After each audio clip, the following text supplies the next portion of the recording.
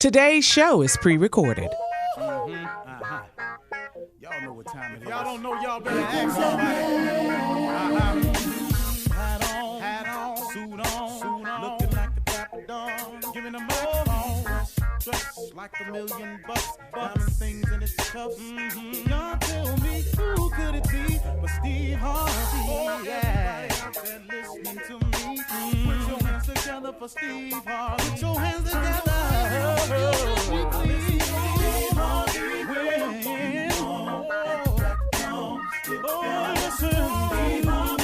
Why don't you join me?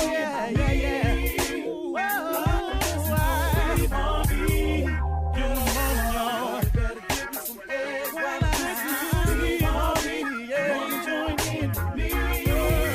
If you're with me, help me say, turn your radio on.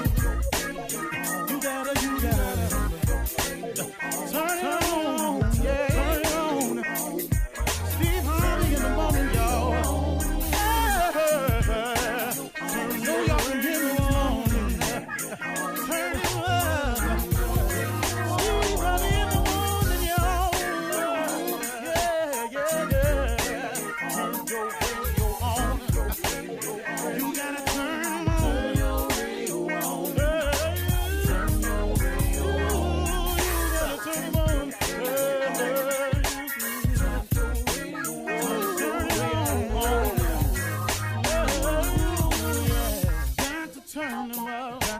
Steve Harvey got to turn them out. Got to turn them out. Harvey turn them on to the morning, y'all.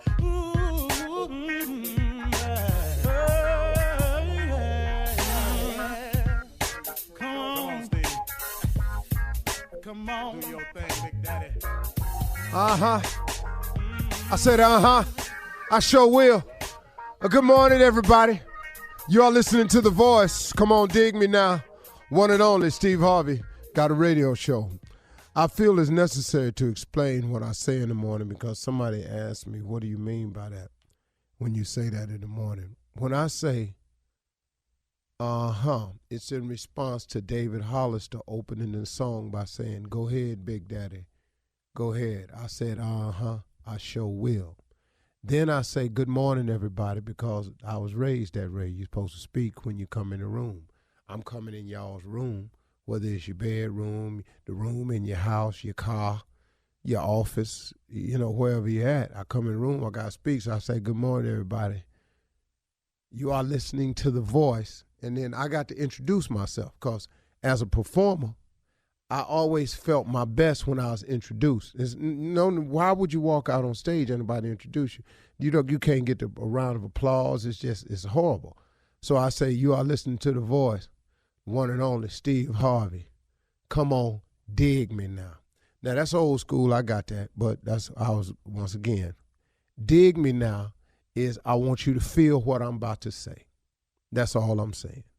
That's not a bragging thing, Y'all listening to The Voice, one and only Steve Harvey.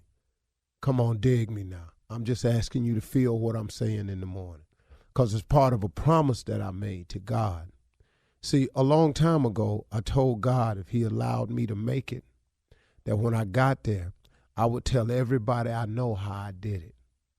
And I wasn't going to shortcut it or shade him on it. I said, if you allow me to make it, if you give me the strength, the courage, the wisdom, you gave me a gift.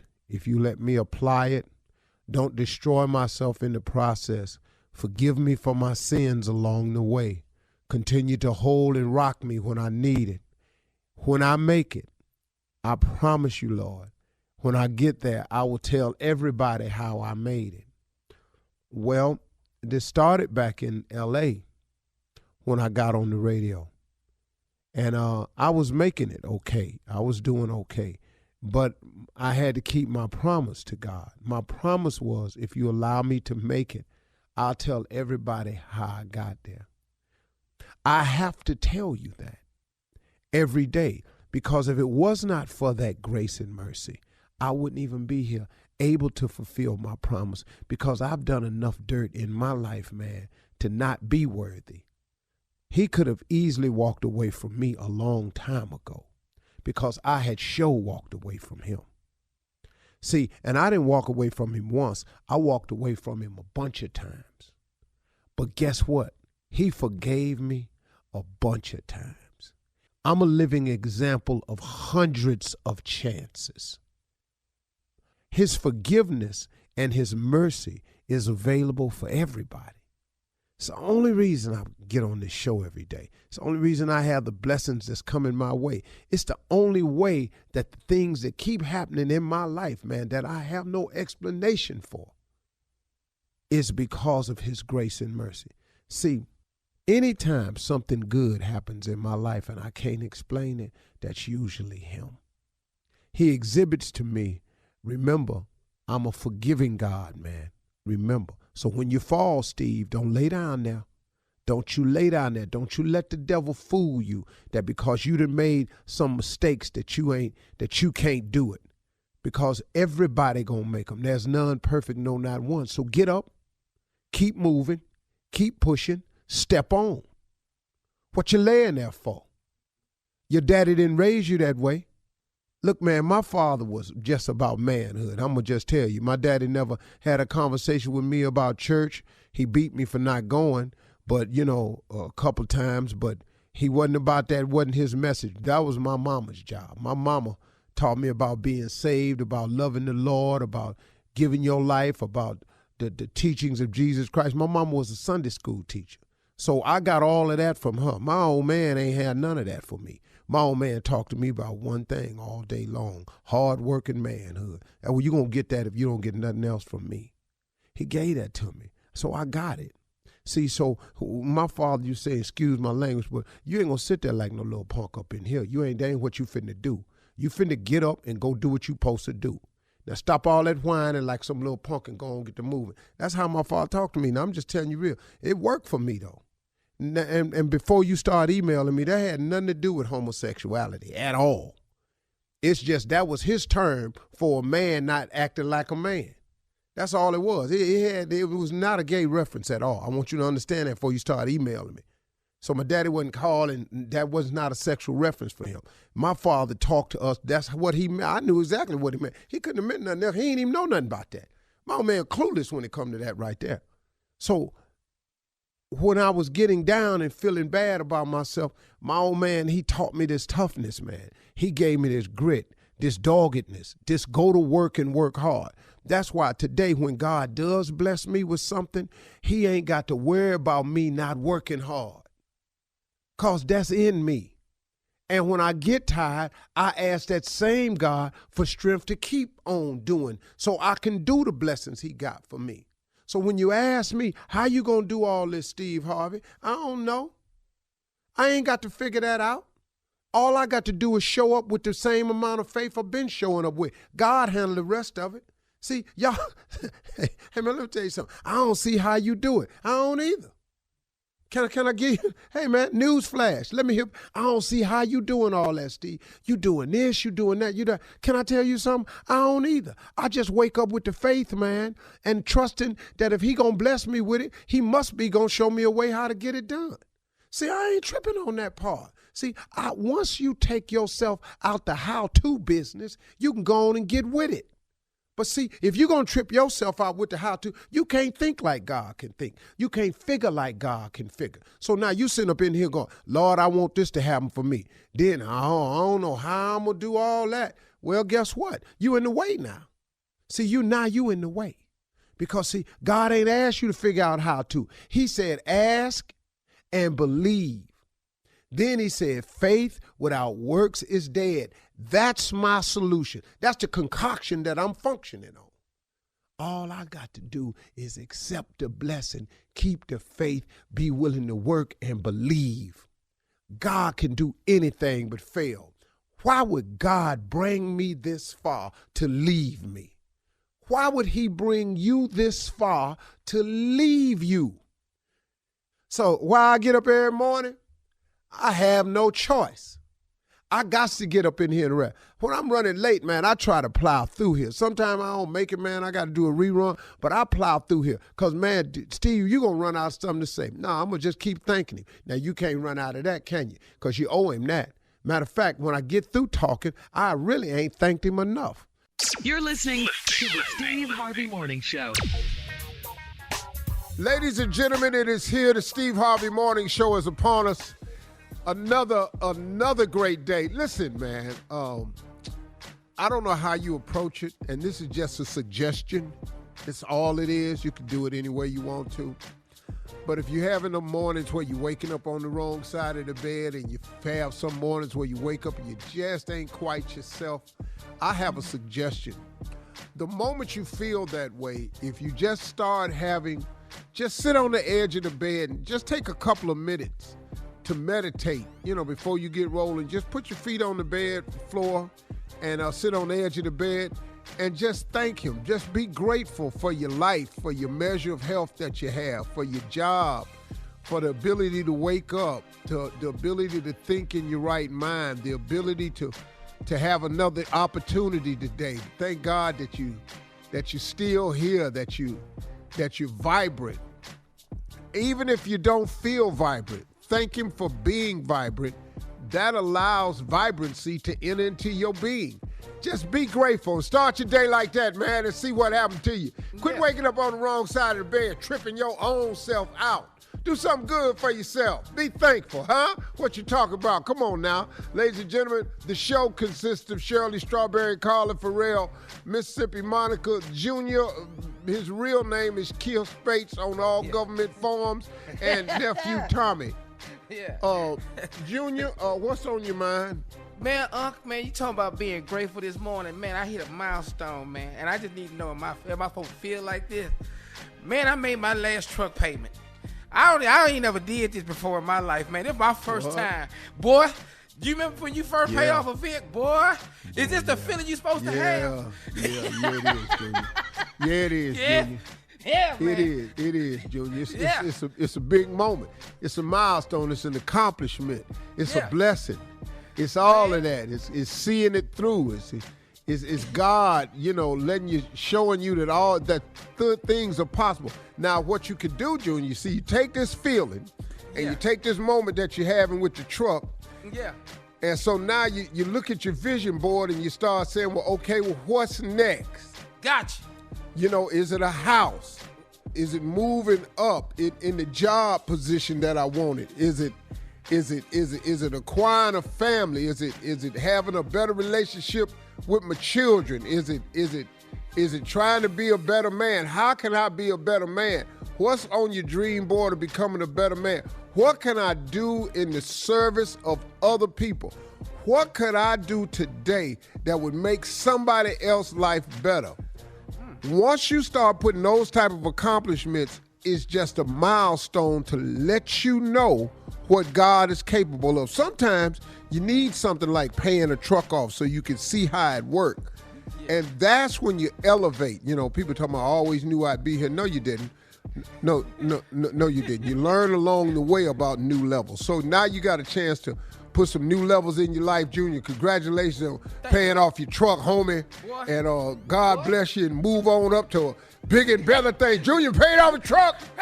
Woohoo! All right. Thank you. That was good. All right. Coming up at 32 minutes after the hour, we'll hear from the nephew as he runs that prank back right after this. You're listening to the Steve Harvey Morning Show. All right. It is time for the nephew and run that prank back. What you got for us, Neff? Shirley, I got unorthodox methods. Unorthodox methods. Let's go, cat dog. Hello, I'm trying to reach Brother Robert. And speaking. Hey, how you doing? I'm calling you from the church. How you doing, brother? Man, I'm doing super fantastic. Any day above ground is a good day. That's good. Hey, listen, man, we wanted to, being one of the brothers of the church, I wanted to give you a call. Man, you didn't make it today, but your wife stood up today and asked us to keep y'all in our prayers because y'all are definitely trying to bring a new child into the world, and she let us know that, she's being a little older now, 41, 42. She said it takes a little longer to try and conceive a child than, in your earlier years. So we definitely wanted to let you know, man, that we got y'all in our prayers, man. Man, you just don't know how much we appreciate that, man. Yeah, we've been trying, but I know with prayers, all things are possible. Yeah, well, we definitely want to definitely want to keep you all in our prayers, man, and hope that you all are able to conceive this child and bring a new child into this world. You know, the book says, "Be fruitful and multiply." Definitely. Now, who is this again? Bro, this Brother Arthur. Brother Arthur. I don't know if you know me directly, but I'm one of the brothers at the church. Oh, okay, Brother Arthur. Thank you. Now, Brother Robert, what I wanted to ask you, man, was have you considered any alternatives, methods as far as, maybe helping this situation? We've looked at a few. What are you referring to as an alternative? Well, I mean, I think I have a good thing then that might be able to help this thing speed up the process, and you guys will be expecting in no time, man. Man, we are definitely open for some things like that. What you got in mind? I mean, well, what I have is a little unorthodox, man, but I think if you allow me to help you on this, man, I think that you'll be definitely satisfied. And, man, if 9 months from now, you guys will be at the hospital waiting, looking for your baby boy, your baby girl, Well, clarify unorthodox. Okay. See, what I have in mind, man, is have you considered maybe like a surrogate father? Clarify surrogate, because I'm thinking the wrong thing. I just want to make sure we're on the same page. What do you mean by surrogate father? Well, what it is, man, is, of course, a surrogate mother is someone that will carry a child for those that cannot carry one. You know what I'm saying? Right. So what I've gone to the doctor and gotten myself checked out, man, good physical and everything. I'm physically fit and everything. And, maybe I guess the complications are coming from you as far as the child not being, you're not being able to conceive right now. No, ain't nothing wrong with me, man. Okay. Now, what you mean by you physically fit? I mean, what the hell that got to do with surrogate? Well, see, what I'm saying is, if you allow me to come over and supply my services, I mean, let's say if you left for a weekend, man, and I stayed over there, by the time you get back, man. Man, what the wrong with you? Is this what's going on at this church, man? Am I at the wrong church? You telling me you trying? Help me understand. You saying you want to come over and have sex with my wife? Well, I mean, don't look at it like that. Don't look at it like that. Look at it as if I'm helping you all what bring you a child. telling me is directly. You just ain't use those words. Excuse me there? Okay. You telling me you want to come have sex with my wife? No. I want to come over and just apply my services, man, and put you guys in a better position that you will be able to have a child in your life. You understand what I'm saying? You understand where I'm coming from? No, I don't. Sound like you telling me you want to have sex with my life, man. What the is wrong with you, man? Hey, hold on. No, this Brother Arthur, man. Listen, see what I'm trying to do. Man, I don't give a if you Brother Charles. Who the is Brother Arthur, man? I don't know you. And then you talking about the church. What kind of shit? This y'all condone at this church? No, really the church don't have nothing to do with this. It's me calling you to lend you. Well, you calling me saying I'm trying to be, if you allow me to be the surrogate father, I'll have her pregnant by the end of the week. Man, you got me up. See, I'm coming to Bible study Tuesday to see you. You show up at Bible study so I can see who the you are. Okay, bro. Guaranteeing you want to have sex with my wife. Man, what kind of is brother, this, man? If you keep looking at it like that, how are we going to get this? How are we going to get past this so we can get you to this child, man? We ain't going to get past this. You talking about having sex with my wife. Where your wife at? Brother, you ain't got no wife? So I have a wife, Brother Robert. What I'm trying to do is help you along with yours and getting this child conceived. That's what I'm trying to help. Brother, you can't help me talking about having sex with my wife. You said on Orthodox, I didn't think you was going that far with it. How the you get my phone number? Well, we have people listed at the church. We have all phone numbers listed. He lists mine. And when I get that Tuesday, I hope to see you because I'm going to punch you and Hey, look, man, why don't I speak to your wife when she comes to church this week, and I'll see how Man, don't say a thing to my wife. Hold on, I'm just going to talk to her and see how she feels about maybe using this particular... No, you can't say man, don't even look in her direction. Brother, man, who are you? I need to see you myself. What is all the anger, though, brother? What? Man, you wouldn't be angry at you just sitting there telling me? Let's flip the script. I'm going to come have sex with your wife. Okay. You should get angry. Okay, brother, I got one more thing I need to tell you. Are you ready for... Can I say this? Man, you better hurry up before I hang up in your face. Okay, are you listening, Brother Robert? I've been listening. I'm tired of listening. This is Nephew Tommy from the Steve Harvey Morning Show. You just got pranked by your wife.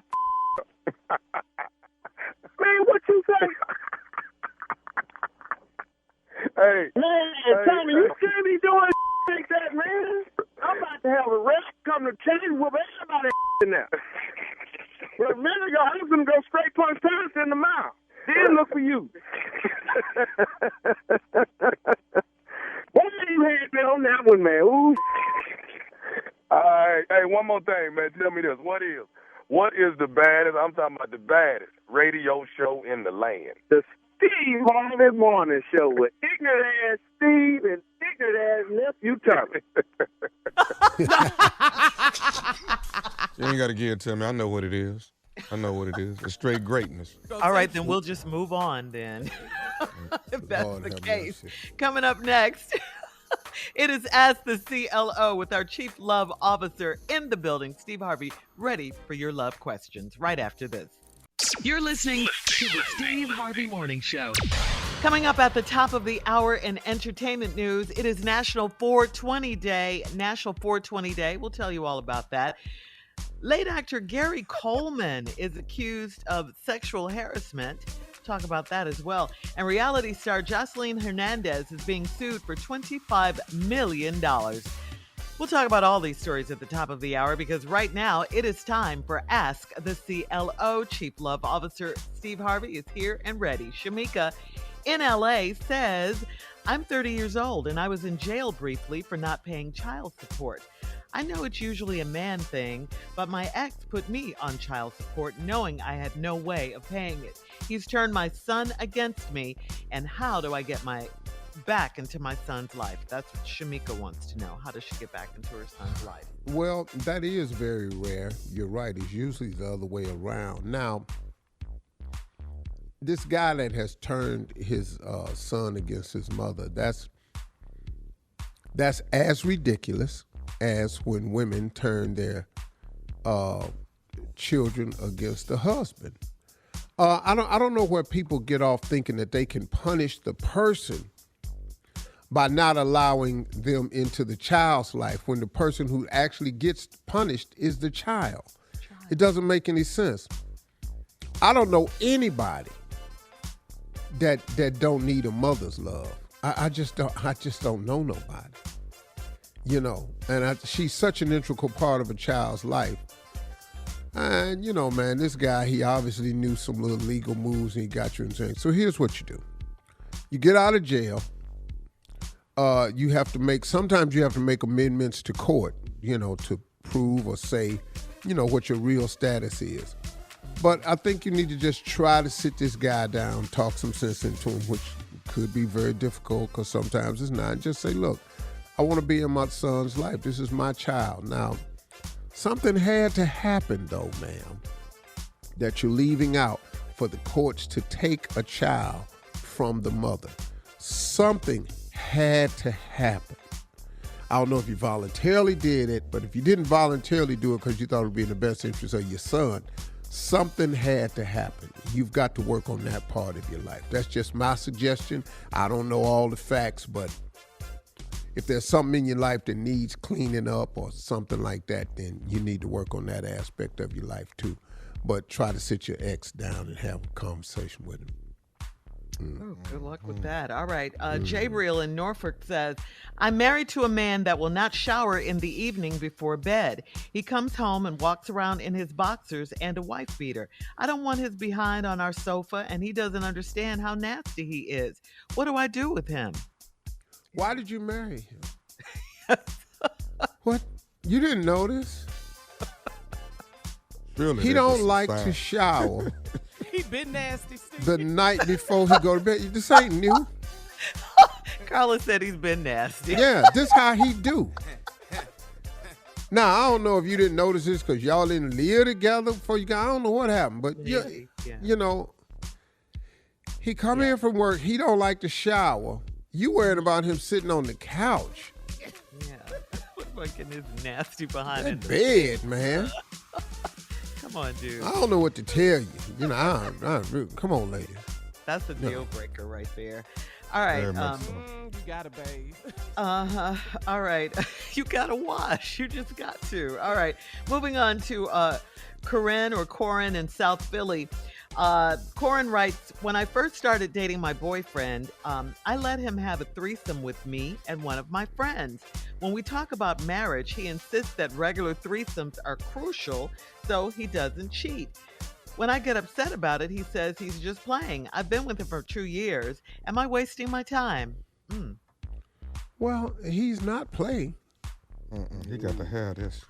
You know, you started it. Yep. You know, you allowed it. You know, y'all kill me starting something in the beginning, then you want it to change. You let a man have a threesome with you and one of your friends. Now you want to get married. He's insisting that be a part of it so he don't cheat. Wow. You get mad, he tell you he just playing. Do it sound like he playing? Well, let me ask you a question. When y'all was having the threesome, did it look like he was playing then? No, he just worked. Yeah. Was he playing then? Or was he giving his all? Yeah, that's a bit much. Y'all, man, look, listen to me. Ain't nothing wrong with the traditional way. There's nothing wrong with it. True love ain't gonna ever go out of style. Wanting to belong to somebody and somebody to belong to you, that's not gonna go out of style. Y'all keep interjecting new stuff if you want to. It's gonna get old. And this happened when they first started dating, Steve. Dating. Now you want to get married to the king of the threesomes. Not the king of three. King 3. Yeah. Yeah. Well, I mean, all right now. If she doesn't, then he's gonna cheat. Okay, then what you marrying him for? He telling you ahead of time. He loves them. Listen to me. In a deck of cards, it ain't but 2 jokers. That's in any deck of cards. When you add a third joker, what game can you play? I don't know. I don't know, Steve. I don't know, but yeah. So when you add that third person, whereas normally 2 in a playing deck, what game are you trying to play? Triple joke. Yeah. You got Yeah. the big joker, All right. the little joker, And the medium joke. And the littlest joker or the bigger Joker joker. Junior. What boy? Yeah. Get up out of here. Junior Yeah, joker. all right. Yeah, Joker, yeah. There you go. All right, moving on to Madeline in Flint. Madeline says, I'm 44 years old and my husband is 62, and he has the nerve to try to cheat on me with text messages to women he works with. I always see the texts and delete them and usually don't say anything. Is this innocent fun or should I be concerned? No, you should be concerned. He old and don't know how text work. That's basically what Stupid she's saying. ass. Yeah, that's basically what she's saying. 62, he got the nerve to cheat. You reading the text, he don't know how to lock his phone. He ain't got no code, nothing. He just texting, and then you erasing it. He don't know where they going. These texts just be disappearing. I don't know where these texts is going to. And then they look, I can't, can you text me back? Cause the one you had texted, can you text me? Can you text me back? Cause the last text you sent me, it disappeared. Miraculous. Baby, have you seen my text messages? Are you saying tech with a K? Text messages, girl, it's technology, short for tech. When you teching somebody.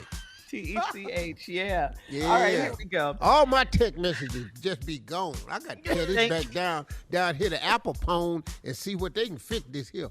Well, Thank you, CLO. We are moving on because coming up at the top of the hour, we have some entertainment news for you right after this. You're listening to the Steve Harvey Morning Show. Coming up at 20 minutes after the hour, we have gospel legend. Get ready for this. Gospel legend Bishop Marvin Sapp joining us with his brand new music. Wow. All right, and listen, moving on. Nice. Yeah, that's beautiful. That's beautiful. We love us some Bishop Sapp. All right, moving on to Happy 420. Today is the day that tens of thousands of Americans around the country celebrate marijuana. All right? April 20th is cherished by marijuana smokers around the world as a reason to smoke with friends in massive crowds each year or in private in states where it's legal. It's also an international day for cannabis-related protests. So, Steve, I got to ask you, I got to come to you. Are you lighting up today? Will you be lighting up today in honor of 420? I've never lit up a day in my life. No. I ain't never had a joint before a day in my life. I ain't knocking it. Do your thing. If it's what you want to do, hey, I ain't judging. You know, I tell you what, if you light up, I have a cigar with you. But that's about it, though. What I cannot do is alter the mental capacity that I live with. It's already something wrong with me. Yes, sir. And I know it. Yes. Last thing I need to do is what you call it, Tommy, an additive. That's the last thing I need is a damn additive, or in the words of my brother, a configurant. That's the last thing I need is a configurant. No, you do not. Yeah, you're enough good. trouble as it is. You're right. No, I ain't knocking it, man. I mean, I've been surprised at the people I found out who smoke weed. Stunned. Well, you mean smoke back in the day or currently? Yeah. Currently, I've been thrown off by the number of people who smoke. You know, when you around people you know respect and live with, you know. You hear old ass talk, I sure need a sack. What happened? What? Excuse me? They still sell sacks. I sure need a sack. They got old terms. Think they got a two-finger down there somewhere? All right, we're moving on. Happy 420 for those of you who participate. Moving on to older news. This incident allegedly happened back in 1987, okay? I was here. Yeah, remember Saturday Night Live actress Molly Shannon? Yes. Well, Molly Shannon is alleging that actor Gary Coleman, the late actor Gary Coleman, sexually harassed her at the Plaza Hotel back in 1987. Molly did a radio interview and detailed the event, saying that she and Gary Coleman shared an agent, and after a meeting, he invited her to his hotel suite. She said she didn't think much of Coleman's invitation. Shannon explained, he held my hand. I was like, oh, he's so cute. He had a suit on. He told me I reminded him of Kimberly from Different Strokes.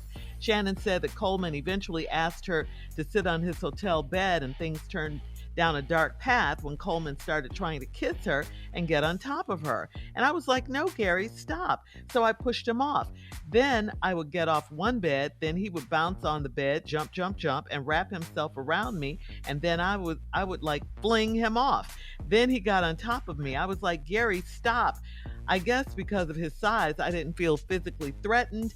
She said, I finally got him off, and I go to the bathroom, and he grabs onto one leg. I kick him off, and then I go lock myself in the bathroom. And then he sticks his hands under the door, and he's like, I can see you, Shannon continued.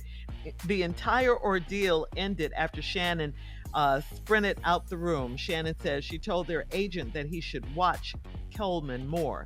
Of course, we all know Gary Coleman died back in 2010. Now, listen to me, Shirley. We all know that sexual harassment is wrong on all levels. We got that. But absolutely. Here's what I think happened. She was just slanging his little ass around that hotel room. Over that room. Jumping on his back. The white girl just slung his little ass off there. Like being in a fight with an aggressive ass teddy bear. It's just in there, you just touch it. And this little brown, furry ass teddy bear, she was just snatching his ass around. Then he bouncing on the bed. What grown ass man is bouncing on the bed? His little ass bounced on the bed, jumped on her back. She snatched his ass off again. I wasn't really concerned because of his size. I was handling him. And then when I tried to run in the bathroom, he wrapped his arms around my leg. Now I'm dragging him around like I drag my grandkids around the house. They doing, Daddy, Granddaddy, I want a leg walk. And I'm walking with him on my leg. She done drug his little ass in there and peeled him off of her and got in the bathroom. Now he's so damn little with them little ass hands. He done stuck his hands under the bathroom door. What grown-ass man can stick his fingers under the door and wiggle them and threaten you with, I can see you. then you open the door and sprint it down the hallway. His short ass can't catch you because he got them little baby-ass teddy bear legs. Oh, my God. And it was just horrible. You was in there, and what he got on top of you, that's the part that you had a little Chucky moment there. Chucky the doll. Look, Chucky that climbed on you. But Chucky without the knife, though. He Chucky without the knife. He not even threatening. Chucky ain't got no knife. You whoop Chucky ass. And I know he's gone, and you probably wasn't supposed to do that joke, but pray for me. He ain't through with me yet. I probably shouldn't have did This that. is why you can't light up on 420. This is See what I need to be lit up for. When you're already clearly, I showed you a very picturesque picture of what happened. Yes, An aggressive ass teddy bear and Chucky without that knife. All right, coming up at With a 20 little minutes bitty after the suit hour. on, the little G.I. Joe suit. I think we'll agree we all need the Lord. Well, that's good because Bishop Marvin Sapp will join us with his new music right after this. You're listening to the Steve Harvey Morning Show. Hey, everybody, we got a very, very special guest as promised this morning. He's a family member. We've been friends for a long time. He's a special guest. He's an author, radio show host. Now, he's a self-proclaimed preacher who just happens to sing. He's a senior pastor at the Chosen Vessel Cathedral in Dallas, Texas. And after being an award-winning gospel singer for over 30 years, he got more hits in him. He's working on a new album, and we're going to hear his new single, All in His Hands, coming up next. But before we get to it, ladies and gentlemen, please welcome to the show people that most of you refer to as Bishop Marvin Sapp, but who I have referred to over the years as my dear friend, Marvelous Marvin. Ladies and gentlemen, Bishop Marvin Sapp.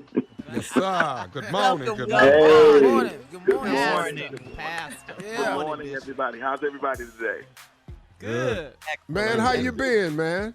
I've been good, man. I've been good. You know, coming through pandemic and, recalibrating, rethinking how you do ministry and reinventing yourself all at the same time. But it's been fun for me. I tell people all the time, the pandemic did me well because I kind of needed a little vacation, from traveling, being on a plane 4 days a week for 20 plus years. So it's pretty cool for me just to be able to relax for a little bit. Wow, that's good, man. Hey, man, because, I always remember this because, right now, you're the senior pastor of the Chosen Vessel Cathedral in Dallas. But you're also the pastor at Lighthouse Full Life Center in Grand Rapids. Because that's where I remember you being. I didn't. Yeah. How long have you been in Dallas? I've been in the Dallas-Fort Worth area now for almost 3 years. You never know how bad you need change until you make the change. And I realized that I needed a different environment.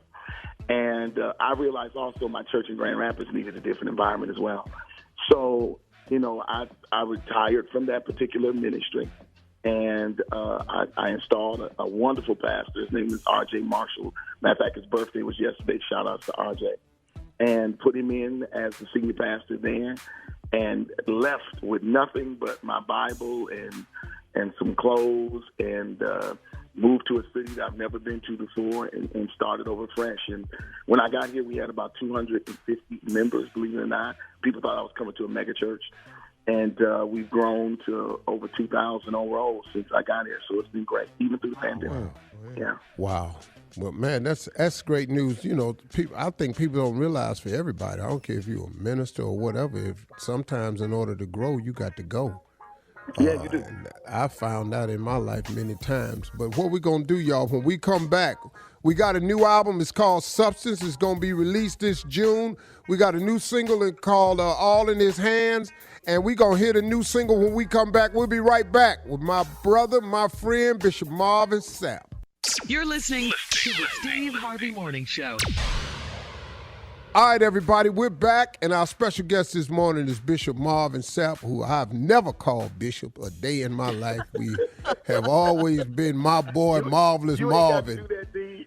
You ain't got to do that, Steve. You ain't got to do that. Don't worry about it. Because, man, like, we've had so many real conversations, man, about faith and just about life, man. I've always been able to just talk with this brother and just be honest and frank, man, and be honest about faith and the walk with Christ. And the dude has always just been that type of dude for me, man. And so I really appreciate that about you, brother. Thank you so much. Set this song up right here, All in His Hands. It's a new single. Tell us about it. Well, I mean, you know, during the pandemic, so many people have been experiencing all types of anxieties and stresses, and it's been crazy, even for myself.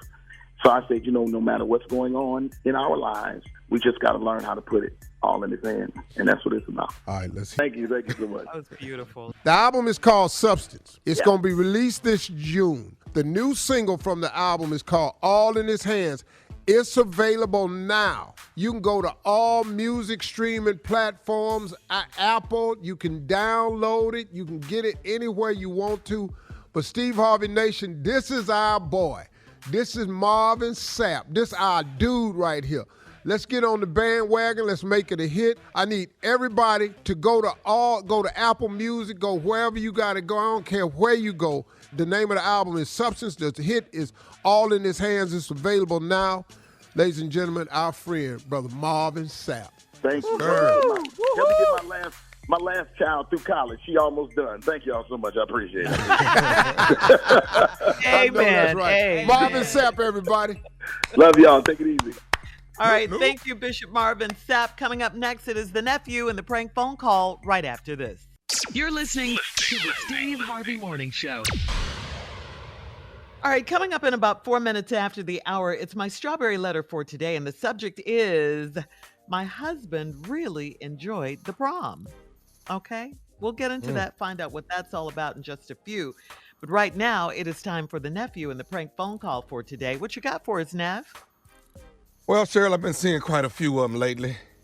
What? Since people are stealing Cadillac converters, I've been seeing tow truck drivers.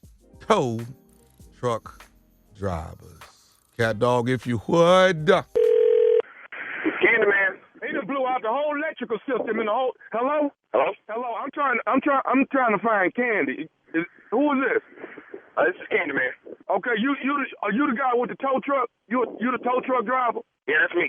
Trucking. Okay, hey man, you jump started my girl's car 3 days ago and blew the whole electrical system out, man. I did. Hold on. Let me get back to my truck. You said I did what now? You do jump people's vehicles when they got a stalled vehicle, don't you? Right, that's what I do. I jump vehicles, yes. Okay.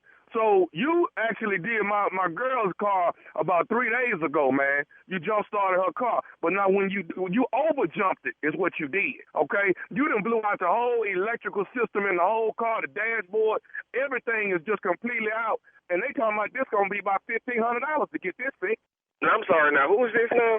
My name Kenneth, man. But my girl Sheila, man, you jump started. You over jumped her car. Well, just wait a minute, Kenneth. There's no such thing as over jumping a car. You can't over jump a car, man. Man, let me tell you something. Now, whoever told you that, that's just dumb. Hey, let me tell you something, man. You over jumped my girl's car. Okay, and you blew out the entire... You can't over-jump a car. What do you mean? That's what you did, man. You done blew out the entire electrical system. The entire dashboard is completely dead. The people at the dealership saying it's going to take $1,500 to get this thing back up and running. Well, you may want to take it somewhere else because they're trying to rip you off. There ain't no such thing as over-jumping a car and blowing... And if she drove off that day, then... she should be fine. I've jumped plenty of cars. I jump cars all day long. People always need to jump. I've never over-jumped a car, blown out an electrical system. Look, you over-jumped this car, okay? And that's the reason why it's completely shut down. All the fuses are blown out. Everything is completely dead. You over-jumped the car. And now this is $1,500, and the reason why I'm calling you is you should be the person paying for this. No, hell no. Now that sure ain't gonna happen. I'm not gonna pay for something I didn't do. You did it. You the one over-jumped it, man. You over-jumped the car. I don't over-jump cars. Now wait a minute. Now wait just 1 minute, man. Now I'm not gonna argue with you. I jump cars all the time. And you mean to tell me I over-jumped you're a lie. That's what you are. You know what? You're going to get your whooped if I don't get this $1,500. I'm sorry, you said what, man? You're going to get your whooped if I don't get this $1,500 to take care of this whole car and the whole electrical system. Well, I tell you what, I'm over here on Martin Luther King right now. Now, if you talking about whooping somebody, you bring your on over here. Now, I don't overjump no cars, and I don't owe you no money either. You owe me $1,500, you country son of a. You owe me $1,500. Son, let me tell you something. You'll be in for a long day. I will take this tow truck and ram it straight up your and I'm not playing with you. Now, I don't talk to people like this, and I sure as hell don't appreciate it when someone talks to me like that. I'm whooping my. You got it, man. You know what? You're going to mess around and get your little tow truck towed off some. That's what's going to happen. And you're going to get your whoop in the mix of all of this, man. Let me tell you something. I need this $1,500 today or tomorrow so I can get my girl coffee. Well, I don't owe you. Where the did I jump this car off at? Because that's exactly where I'll meet you at. You jumped my girl car off at her job. She was downtown at her job. What street? Because I'm down there a lot. I don't know what street it is, but she worked downtown. See, so that's the problem. You're such a dumb. You don't even know what street it's on. And you know I owe you $1,500. You are crazy as hell. I promise you that. I'm gonna get this $1,500 out your. Now you're gonna make a decision on which one you want to do.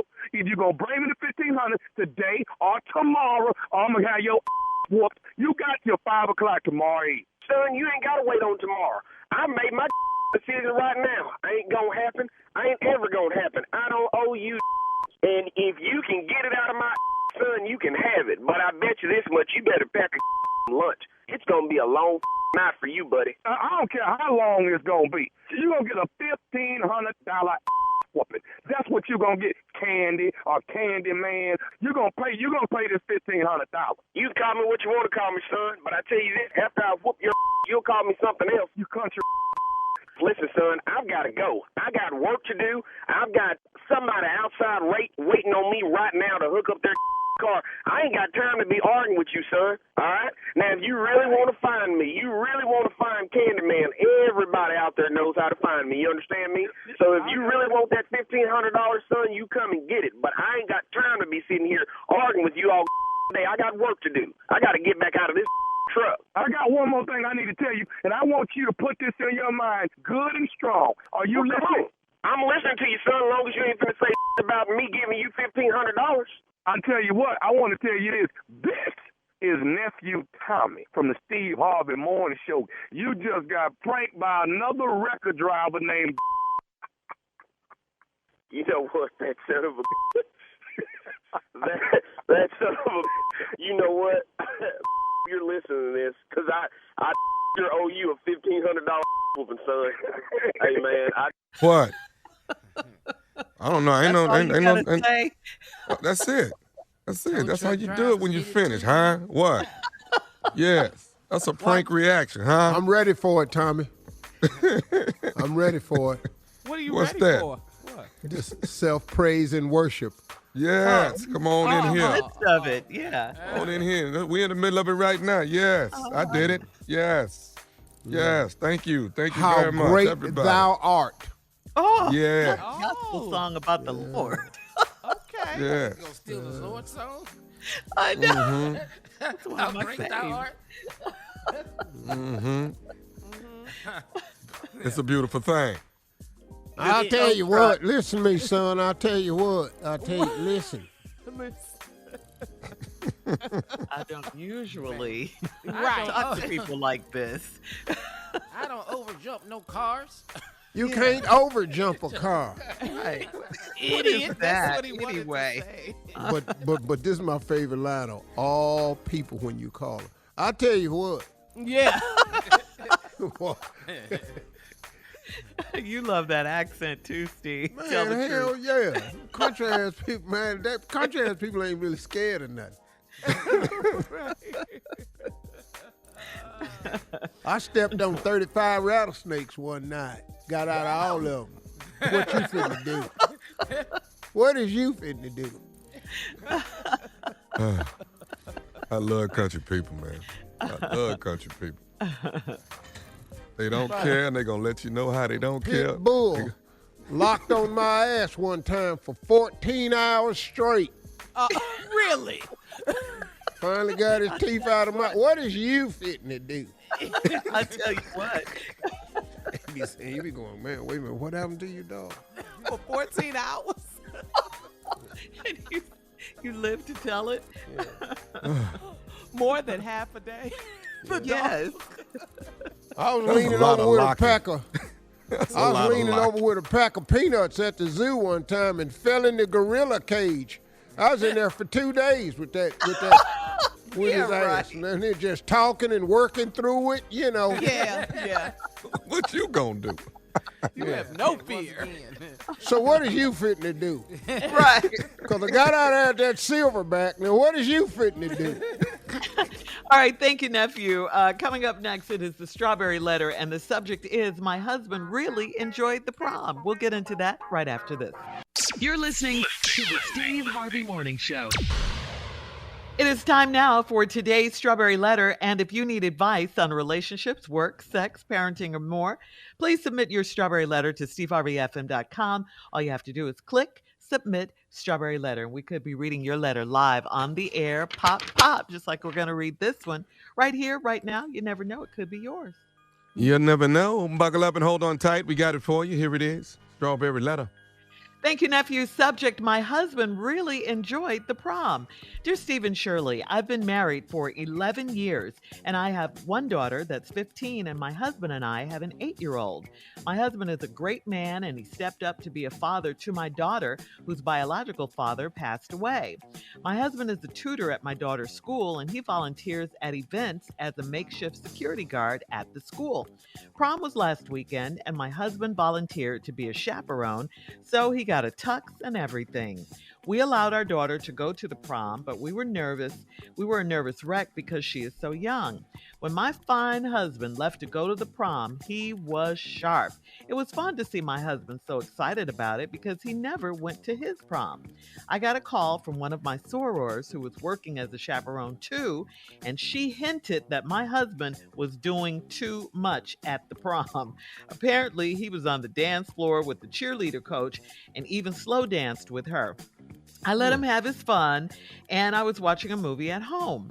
My daughter observed her curfew, and she was home by midnight. My husband was supposed to be right behind her, but she said he left the prom around 11 p.m. I told her to watch her brother and I'll be back. I went to the school and my husband's car was there, but he wasn't in the gym. I called my husband's phone and he was out of breath and clearly startled. I told him I was at the school and he said he was on his way home. His car was no longer in the parking lot, so I left. He got home an hour later, a bit disheveled, and he had been drinking. He will not allow me to question him about it, and that doesn't sit well with me. Should I call my soror for more info or let this go and trust him? Please do not let this go. You deserve some respect. You deserve some answers about what happened. And you're asking, should you trust him?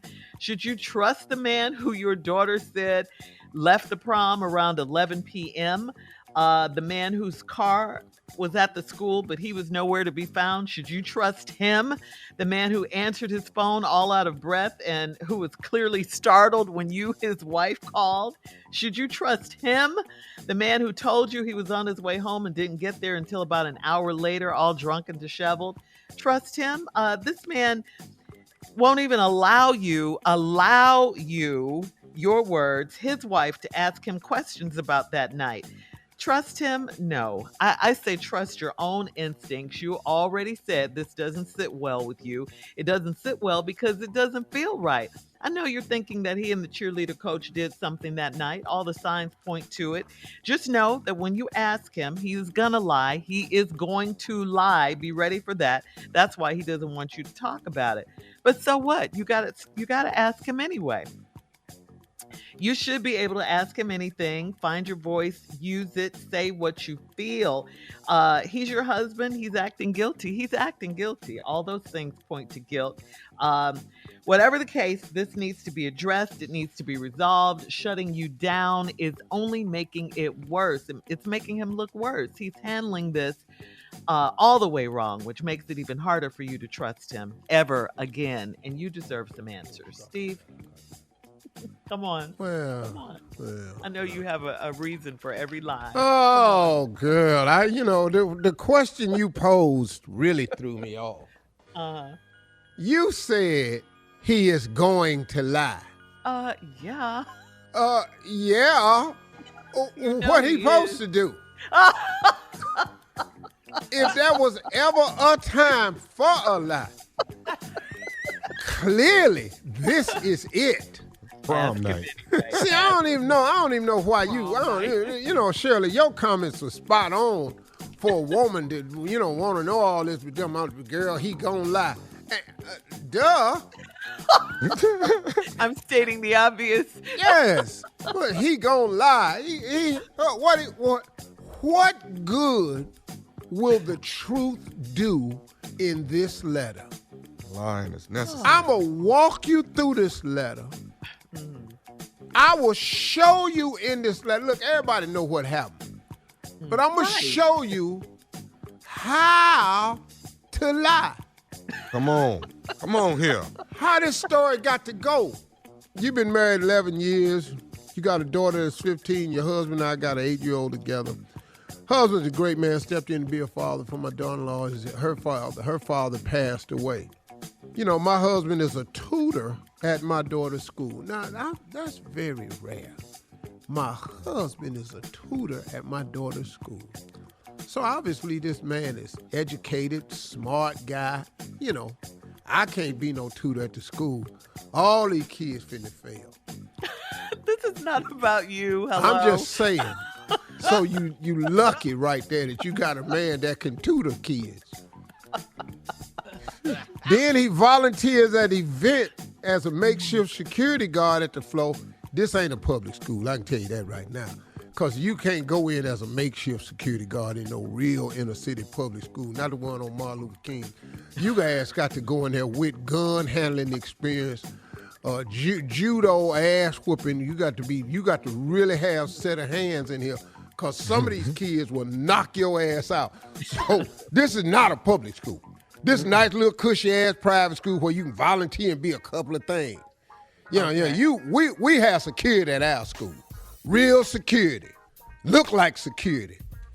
Your husband ain't it. And he the volunteer tutor. You can't tutor me in math and then whoop my ass. You just ain't okay. Hang on, Steve. Hang on. Okay. We'll have part 2 of your response coming up at 23 minutes after the hour. Today's Strawberry Letter subject, my husband really enjoyed the prom. We'll get back into it right after this. You're listening to the Steve Harvey Morning Show. All right, come on, Steve. Let's recap today's Strawberry Letter. The subject, my husband really enjoyed the prom. Now, let's get back into this ridiculous letter where Shirley posed a question to the woman. You've got to find this stuff out, which you do. And then Shirley forewarned the woman that he is going to lie. Mm-hmm. My response to that is, of course. Why would he not? He has to lie. Well, this is the perfect time for a lie. Same time to tell the truth. Now let's walk through. Lied. Hey, what, Shirley? He should have lied before he shut her down. That's the real issue. That's because he ain't used to lying. Yeah. He volunteering all down at school, tutoring and all this here, and then makeshift security guard. He ain't good at this. He ain't really no player. He just got caught up. Yeah. Your husband is a tutor at your daughter's school. He volunteers as events, a makeshift security guard at the school. See, this is a nice little public, private school you go to. Prom was last weekend. Your husband volunteered to be a chaperone, so he got a tux and everything. We allowed our daughter to go to the prom, but we were nervous wreck because she was so young. When my fine husband left to go to the prom, he was sharp. Now, right here. He fine. You saying he fine, Well, that's you always subjection. get mad. He must be fine. I mean, he could be, well, let's said look. he is. Well, Tommy think he with fine. that. Where we at Go with with this? that. Wow. But Tommy said it about himself. She said it about her husband. Right. See, but both people can be wrong. Why you hating Every on her? time Look. somebody says somebody is fine, you get mad. It was fun to see my husband so excited about it because he never went to his prom. Got a call from one of my sorors who was working as a chaperone too. She hinted that my husband was doing too much at the prom. Apparently, he was on the dance floor with the cheerleader coach and even slow danced with her. Yeah. Oh, it didn't got Bet good. you the cheerleading coach was fine. Well, you did say he missed the prom. Now, I bet you the cheerleading coach was fine. Yeah. I bet you. Yeah, I'm there with you on that. Yeah, he put that tux on. He out there with the cheerleading coach. Yeah, you wasn't there. And, he slow danced with him. I let him have his fun, and I was watching a movie at home. You mighty calm about this. My daughter observed her curfew, and she was home by midnight. My husband was supposed to be right behind her, but she said he left the prom around 11. Tell it, daughter. Yeah, I can bet you that the cheerleading coach was gone too. I told her to watch her brother and I'll be back. I went up to the school and my husband's car was there, but he wasn't in the gym. I called my husband's phone and he was out of breath and clearly startled. Now, right here, this is the amateur that he is. What the hell did you answer that phone for? Right. Because you had the phone on silence so you wouldn't disrupt the music at the prom. Come on. So that's slide number one. That's why you had that phone on silent. But he gonna answer. Hey, babe. Hey, babe, what's happening? What you need? Where you at? I told him I'm at the school. Yeah. Right. I'm up at school. He said, well, I'm on the way home. His car was no longer in the parking lot. See, when you came out the gym, see, he saw your car pull up. They was in a classroom looking at the parking lot. When he saw your car pull up, he started pulling himself together. So when you went into the gym, his ass came down off that second floor, ran round the back of the school. He in his car now. So when you said, I'm at the school, where are you? I'm on my way home. He pulled his car out of there. So now you ain't even seen his car. That boy It's was what moving. I'm finna tell you. That boy was moving. Another lie. His car was no longer in the parking lot, so I left. He got home an hour later. God, dog, boy, I don't know, but then he had to go back to finish. See, what you don't understand is he got back an hour later. He told her to wait right here. He drove his car in the parking lot, waited on you to leave, then he hooked back around on the other side of that school, went on back upstairs with the cheerleader coach. That's what happened here. So now, he was a bit he got went home an back hour for more? later. Yeah, he had to. Why would he get home an hour later? So you got to finish. Okay. It was unfinished business. He got home an hour later, a bit disheveled, and he had been drinking. He will not allow me to question him about it, and that doesn't sit well with me. The reason he won't allow you to question him about it is because he don't have the lie together yet. Should I call my soror for more info or let this go and trust him? So now, Shirley, ask me whatever you want to ask me about tonight, and I'm finna tell this dude how this works. Go ahead, Shirley. Any questions? Okay, I came to the school. I drove up to the school to find you. Where were you? I was on the way home. You weren't in the gym. Your car was outside, though. Oh, that wasn't my car. Excuse me? That wasn't my car. Baby, that was your car. No. I know your car. Baby, that ain't the only Ford they sell. But it's the only one with your license plate. Okay. That didn't have my license plate. The chemistry teacher got a license plate damn near just like mine. These are some weak lies. Yeah. Well, right now they gotta strong go. enough because you ain't All seen right. me. All right, listen. Please leave your comments on today's Strawberry Letter on Instagram talking and about? at Steve Harvey FM. Please check out the Strawberry Letter podcast on demand. Coming up next, it is Sports Talk with Junior right after this. You're listening to the Steve Harvey Morning Show. It is time now for Junior and Sports Talk. What you got, Junior? All right, Shirley. Well, your NBA's second season is underway, and man, is it good too, man. I'm telling you, I don't know if you've seen these games, Tommy, but the Raptors and the 76ers, that is a physical series because Joel Embiid is imposing his will on top of these Raptors. 112-97 the other night. They lead the series 2-0. Also, the Mavs, man, tied it up with the Jazz. 110 to 104. Jalen Brunson dropped 41 points. No Luka Doncic for the Mavs. He stepped up and dropped 41. This boy was balling. Also, the Warriors. If you want to see the Harlem Globetrotters in a different uniform, it's called the Golden State Warriors. they are whooping the Nuggets 126 to 106, 2-0. 34 points off the bench for Steph Curry. Jordan Poole put down 29, and then your boy Klay Thompson dropped 26, man. So tonight we got the Nets and the Celtics. Now this game, did you see your boy, man, Kyrie Irving? Yeah. Kyrie was just giving gestures to the whole Celtic fan base. Yeah. All that. And was I ain't balling. mad at him, though, Junior. I ain't mad at him, though. Look, man, people buy these tickets, and you think you could just say whatever you... These grown men out here playing. We got booing and cheering. That's a part of it. But when you verbally insult these grown-ass men out here. Yeah. I was with Kyrie on that. Kyrie went off. He did, man. And dropped 39. In his process. But you remember that? Did you ever see that clip where that dude said something to Kevin Durant? Talking about, I think you need to take the game over. And Kevin Durant turned back to him and said, I think you need to blank up. Yeah. I think you need to shut the blank up. Yeah. Because you on the sideline. You don't even know how this game go. You come out here, you can't whoop nobody on the floor, including the refs. Bucks and Bulls tonight. Bucks lead that series 1-0, man. So it's gonna be pretty good, man. Bulls can come on, go home. They can go and pack it up. They can pack it up. They trying, and the Raptors, nice try, but they got too many injuries on the Raptors right now. And Joel Embiid is playing like a big man. Who you think gonna win it all, Junior? If Joel Embiid keep playing like that, man, these 76ers, boy, they nice, man. Yeah, they nice, but that damn Golden State. Yeah, Lord have mercy. And Golden State, man, God. I don't know what you gonna do, but man, you know, I'm really pulling for Phoenix, man. I really want Chris Paul to get a ring, man. But Joel Embiid and them playing, but them damn Milwaukee Bucks ain't finna let it go.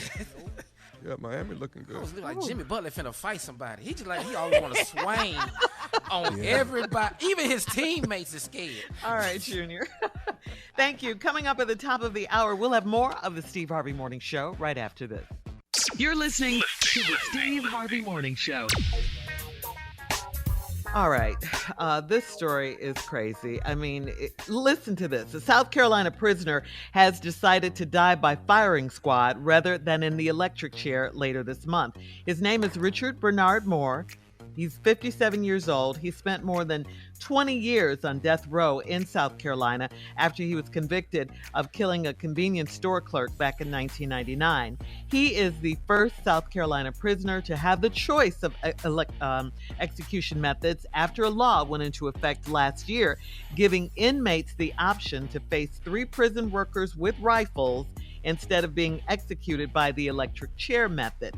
In a written statement, Moore said he didn't concede that either method was legal or constitutional, but he more strongly opposed death by electrocution and only chose the firing squad because he was required to make a choice. All right? He's going to have to change his mind about this firing squad. I think he acted a little too soon. Well, you know, Tommy, the state don't really care, man. They didn't really bother about it. They just chose firing squad. They just said, okay, cool, we're going to move on. They're not really worried about that. So we're going to go out there up against this wall and just stand up against this wall and wait? Well, he's been waiting for 20 years on death row. The waiting ain't the issue. More than 20 years, yeah. I'm going to file some more appeals. I ain't really looking at this dying thing. Don't look like a good choice to me at all. I don't, electrical or getting shot. Young bad shot, missing, shot me all in the ear and everything. Man, damn. I'm sitting over here grabbing my ear and everything. You know, shot me across the man, this ain't this. I'm going to just get me some more appeals going. God, you know, I mean, we talk about how inhumane it is. Mm-hmm. I'm pretty sure the families of the victims is feeling a little bit inhumane too, because whatever he did, to get on death row, you got to kill somebody.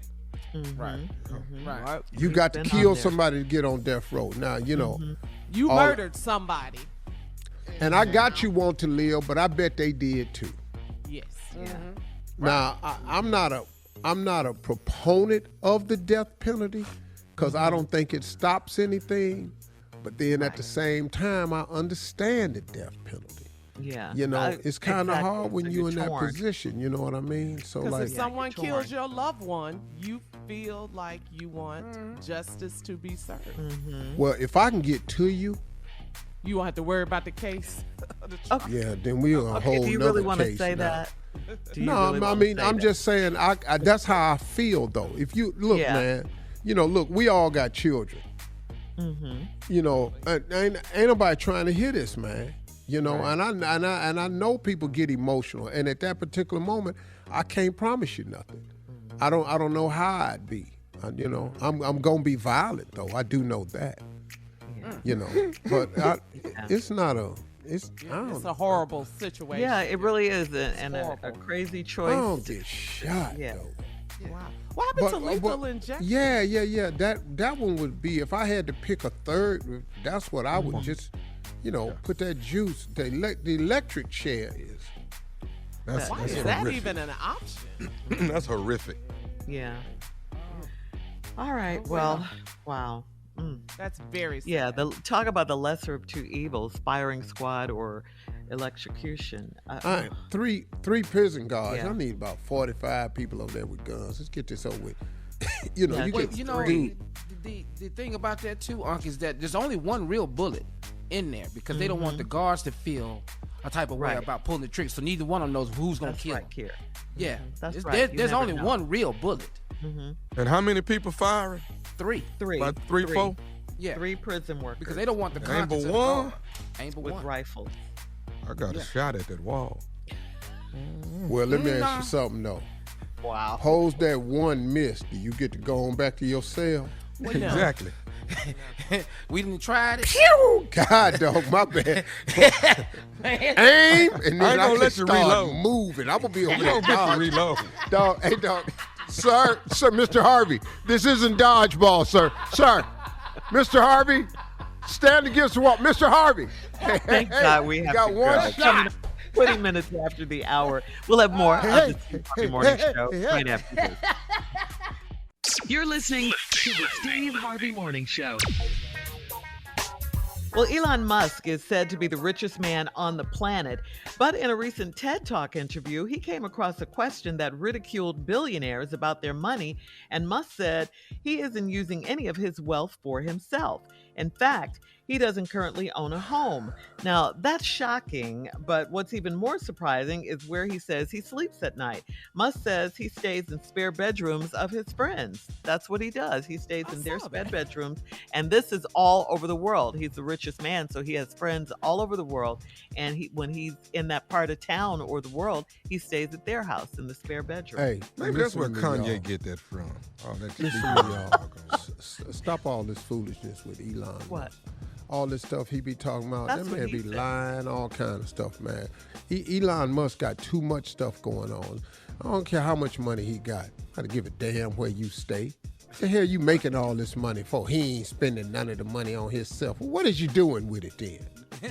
Why are you mad, though? I'm talking that ignorant ass mess. What the hell is you going to work for if you ain't spending none of the damn money? Oh man, he ain't doing all that for charity. Y'all can miss me with that. Y'all go on with that.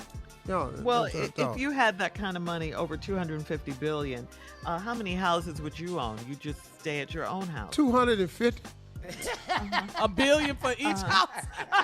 Well, if Elon wanted to stay at your house, would you let him stay there? 'Cause he Hell doesn't no, have a you house can't to- stay here. I don't like people at my house. We'll have more of the Steve Give me Harvey $1 Morning billion, Show you can come on in. Matter of fact, here, this your house. Hello. coming up at 33 minutes after. We'll play a round of Would You Rather right after this.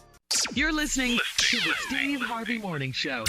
Time for Would You Rather, guys. Would you rather walk like a penguin, or strut like a peacock? Would you rather? Like a Penguin, peacock. peacock. I'm gonna Huh? strut like a peacock.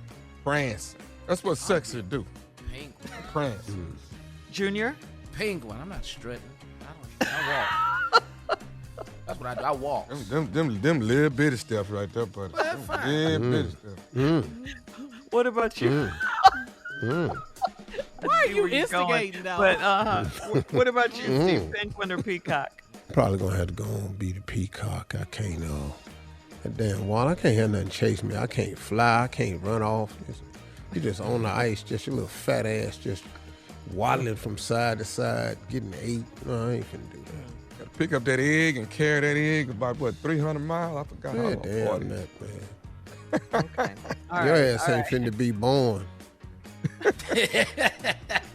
I got to carry an egg all this damn far, man. Get your ass on. See you. Man, let's do something else. I'm gonna be a bachelor. Would you rather, thank you guys, would you rather tell your mate the truth for 1 month, the truth, all right? You'd rather bungee jump off a cliff than tell your mate the truth for a month? What? Well, I'm gonna go and tell the truth for a month. Okay. I'm jumping my ass. I can't bungee jump. Just hook me up. I'm flying off that bridge. You hear me? And then bouncing right back up. A month.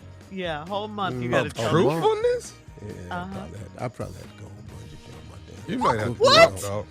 3 bungee jumpers on the show? Yeah. What? Is that an honesty Together. with your mate? Together. Who are you guys? All right. Is that Wow. an honesty with I your know. mate? Just for a month. I just You thought make about it the for a questions, month. Carla. Like, I can't tell the truth with these questions. Like, You're would you talking look about at a her? month. I can't do that. You can tie that bungee yeah, cord. done it. You can tie that bungee cord to my big toe. I jump. Out. All right. A whole month of the truth. Man. Yeah. Man, we ain't gonna have much of nothing anyway. So let me go. Here's the last one, guys. Would you rather talk with a British accent forever? Yes, Or- me. I know, or talk like a baby forever? I do that British thing in a minute. We ain't been talking to this baby. That's Junior. I'm not finna do this. All this money I'm like finna Junior. ask for. Say, wait, what y'all doing? Hey, Family Feud. Give me Donda, give me Shannon, let's play Feud. All right, we gotta go. That's your round of Would You Rather for today. Coming up at 49 minutes question. after. How many of y'all would want to date a man or a little bitty baby? It's our last break of the day and closing remarks right after this. You're listening to the Steve Harvey Morning Show. All right, here we are, our last break of the day. It's been a good day. Been a Yes, good it day. has. Yes, it has. We have to say our thanks to Bishop Marvin Sapp. Be sure to pick up his brand new single, All in His Hands, available now. Thank you, Bishop Sapp, or as Steve calls you. Marvelous Marvin. Who was my best friend in college, by the way. Oh, not yeah. not Marvin Sapp, but Marvelous Marvin Horton out of Dayton, Ohio. Mm-hmm. Still friends today. God willing, we'll see all them brothers in June. Okay. All right. Yeah. Mm-hmm. My boys from the frat, man. Mm-hmm.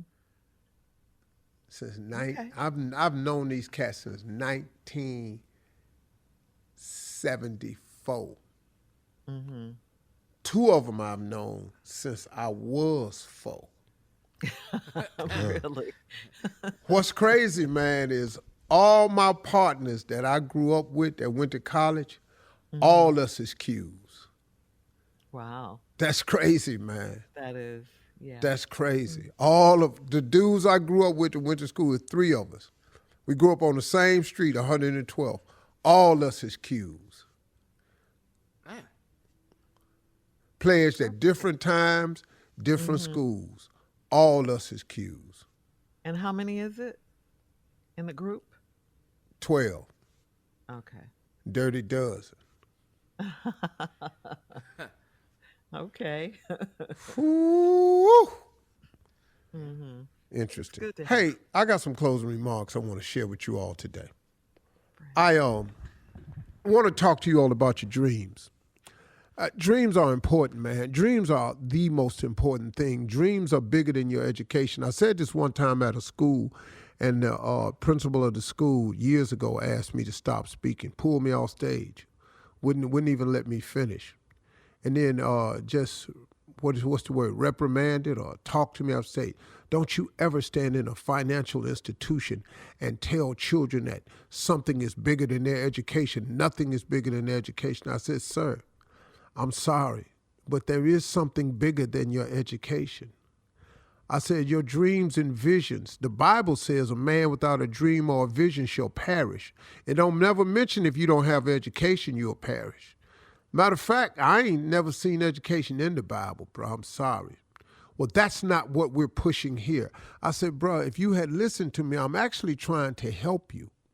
See, one of the things I've discovered about the school system is if the school system would implement a dream building program, if they would twice a month or once a month let kids sit in a room and do nothing but talk about their dreams, their hopes, their aspirations. See, what you don't understand is those dreams will help you educate those children, because a lot of times those dreams will spur you on to get an education.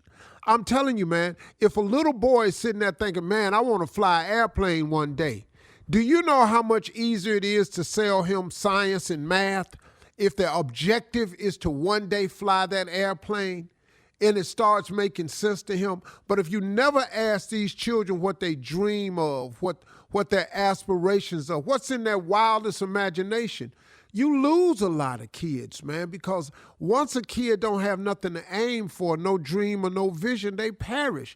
And if all you can see is what's in your surrounding area, your environment, man, you get stuck in that environment, man. It's such a blessing when you see people rise above their environment. I mean, there's success stories all over the world from cats and women, boys and girls that come out the hood and turn themselves into something.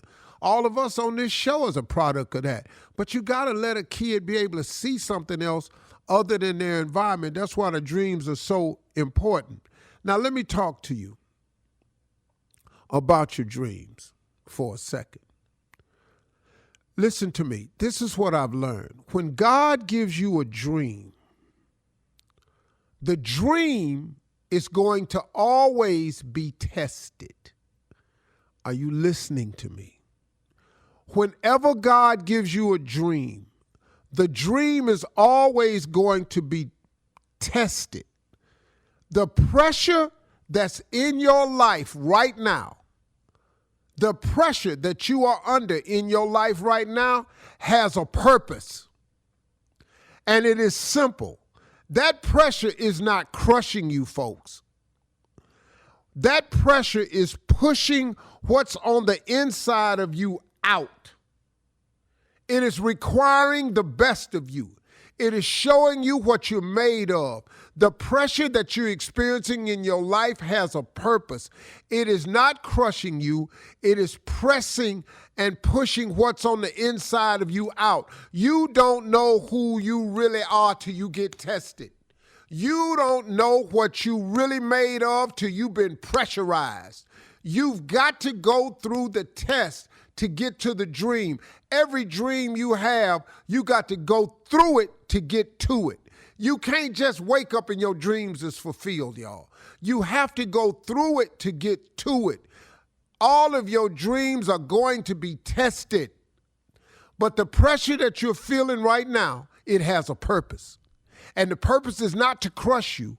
It is to push what's on the inside of you out. God is merely allowing you to see what you are made of. That's what your dream is about. Don't give up on your dreams. Don't you do it just because you're under some pressure right now. Because remember, that pressure has a purpose. Those are my closing remarks. Hope you got something out of it. If you didn't, don't worry. God willing, we'll be back tomorrow. Maybe we'll have something for you then, all right? Hey, here's the main thing, though. Talk to God today. He'd love to hear from you. Really.